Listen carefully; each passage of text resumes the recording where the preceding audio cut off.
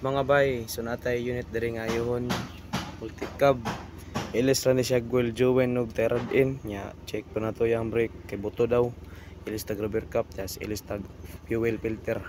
So okay bay, so ato aning gikango diri mga bay no para makita na to kung say problema. So mo ni problema mga bay ang iyang terad in Kango Kevin. nya isa pa ta na mga bay ang iyang swing arm kay nig agad na yung batsi mura daw mukha ang iyang sakyanan.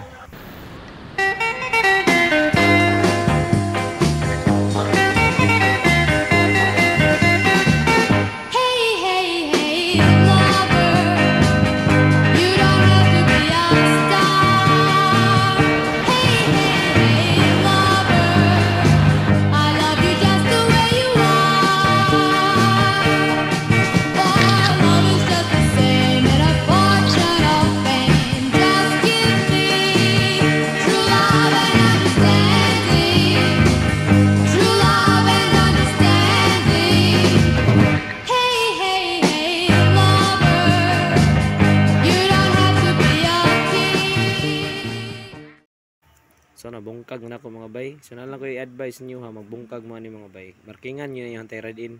Kaya para dili na siya magkawigi-wigi. Dili na niyo na markingan mga bay, kamura pa maglisod. Kamura pa maglisod og bahin sa lubag sa inyong manubila. So kung ako simua, pag marking na. So sa pagtaod daning terad in mga bay, ihapon nimo imong thread. Ihapon nimo ang thread mga bay. Sa nakakabit diha sa imong terad in bago ka magpuli og bago. Kay para po dili pud ka maglisod na pud og bahin.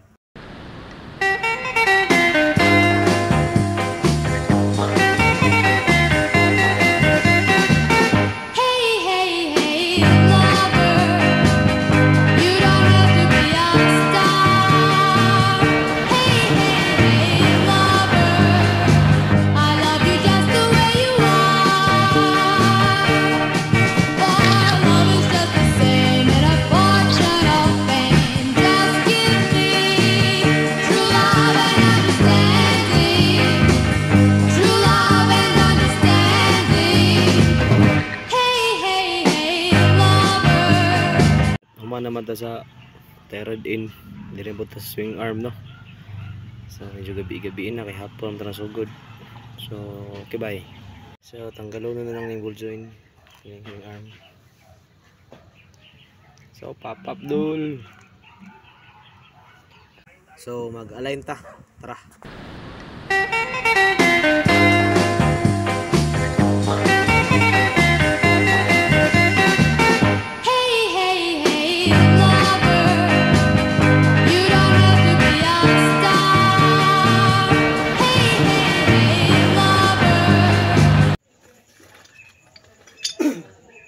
So kinahuma naman ta, so di yun mawala to ang PMS. Clean dito dapat mga bay, hinlo ta. Tapos prepare tong tools.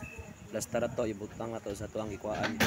So dire ta man to video mga bay. Hope you like this video. Okay bye.